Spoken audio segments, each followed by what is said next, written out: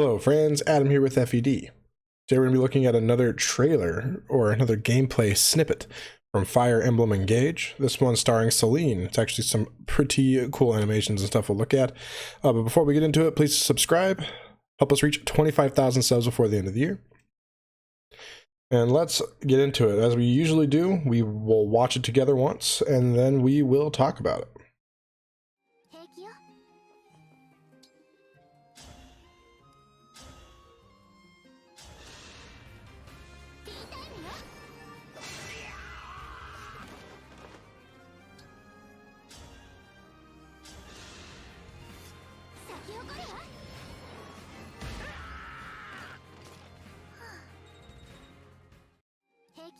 All right. So we learn, we don't learn a whole lot of new stuff here. Just some fun things to point out more than anything. On this first screen, we do see that Alfred, it appears to be Alfred at the very least, is engaged with Sigurd. We did see him engaged with Lewis at some point, I believe. And I really think it's just going to be dependent on your weapon type as who you can merge with. Who knows? Maybe freaking Mage Boy will be able to merge with Sigurd for some reason, be able to use a lance with his magic. I doubt that's the case though. I'm sure it'll be a weapon based thing, because you know they had like the whole type bonus stuff that we saw in the original trailer. Other than that, first glimpse, there's not a whole lot going on here aside from this torch looking pedestal thing in the top right, or nearly top right, like mid top right. I imagine that's just going to be something you can light up to, you know, push back the fog of war a little bit. And I'm sure enemies will try to extinguish them or something. It's something that we saw in like Radiant Dawn. They used that a few times, but not very much.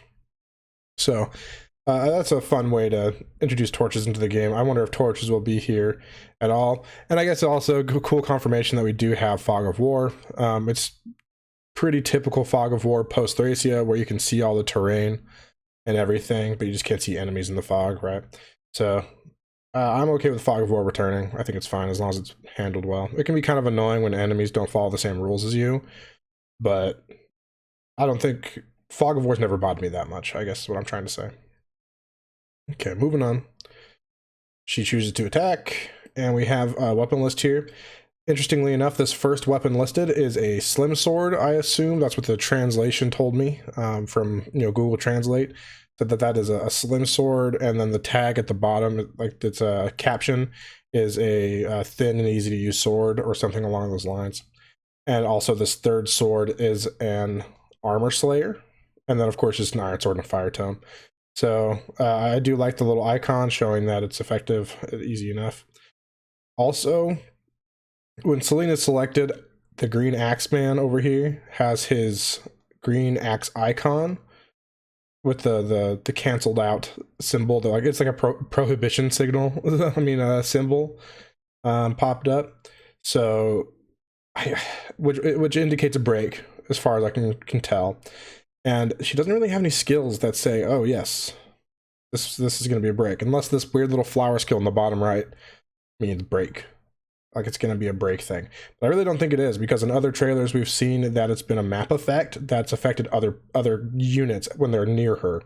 So if anything, I imagine it'll be something like Azura's personal skill from Fates, or Dorothea's personal skill from Three Houses, where if a unit is close to her, they'll get like 2 HP or 3 HP back. 10% of their HP will be healed. And I think that's more likely what that is. Or if anything, it could be like Lily's Poise or something like Flane has in Three Houses, or again in Fates, Elise has. So I don't think it has to do with breaks. It's kind of an odd coloring and symbol for it to be like, oh yeah, this means she breaks people. So I keep going back and forth on it. I'm not sure how I feel, but I feel like breaks are going to be entirely weapon triangle dependent and not skill dependent, but I still don't know. There's got to be something else to it that we just don't know yet. Runs in, attacks, nothing crazy.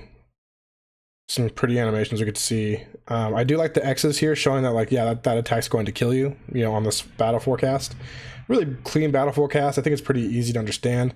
I like it better than Echoes, but it definitely feels like an evolution of what Echoes had going on for the battle forecast. I like the X's though. X's are cool. X's are cool. Also, she has really low HP. Like, it says she has 13 HP, but I mean, like, at most she's got to have like 20 HP. And I wonder if that's like her base. All right, runs in, does a big crit. Of course, does her break, which, again, we don't really know why it happens, but I'm just assuming that it's a weapon triangle thing at this point, not a skill thing. And she runs in on this guy and does a magic crit. Cool stuff. We've seen a magic attack before. One thing I did want to point out was when she is on the map here and selecting a weapon, she has a sword here and she looks all fierce and stuff, right? But on this, she has the magic and looks all fierce and stuff. So I think that's actually kind of cool. They have different poses depending on the weapon they're using. Obviously it's similar, but it is different enough. That's pretty cool. And then an attack where the pages fly off. Cool effects, all that good stuff. I don't... maybe I'm missing stuff that's obvious and you guys can shout it out. But I don't notice anything crazy different at this point. The only thing that I really noticed that is kind of out of the ordinary is we can see Marth is up in the top up here, and I assume he is with Alir. And for some reason, Marth and Alir are separated from the rest of the party. But even our flyer Chloe is near our party, so I don't know why Alir's all the way up there. Might be a story thing, maybe shades of Radiant Dawn Part 1, Chapter 9, where the main character disappears off by themselves, but this time they get rescued. You know. So yeah, a lot of cool stuff. I'm excited. I'm excited for this game, man. It's gonna be good. And this guy's using a hammer or something, I think, that's like effective. That's cool. All right, but that's gonna do it. I know it's not a whole lot going on here, but definitely some fun little things to look at. I know we see some more tomes on the screen. I think it's interesting that tomes are gray, along with bows, tomes and bows being gray. But anyways, all right. Yeah, so thanks for watching, guys. Sorry I haven't uploaded the past few days. I was actually out of town. We were visiting, I don't know. Maggie's pregnant. My wife Maggie is pregnant with twins, so we're taking a bit of a vacation before those babies are born, which is going to be quite the experience. So we want to take some time on a little jaunt. Took a fun little road trip. So yeah, and also look forward to more trivia nights. We did an impromptu trivia game show where the chat participated, and it went really well. And we're definitely gonna do more in the future. And I'm thinking I'm gonna do like some sort of leaderboards with like maybe a prize after like a season of the show or something. Just something to consider. Make sure to subscribe so you don't miss any of that. Please comment your thoughts. If there's anything that I missed, please tell me. Like the video. I'd love to hear all of your thoughts and all that. So yeah, thanks for watching, guys, and I'll catch you next time.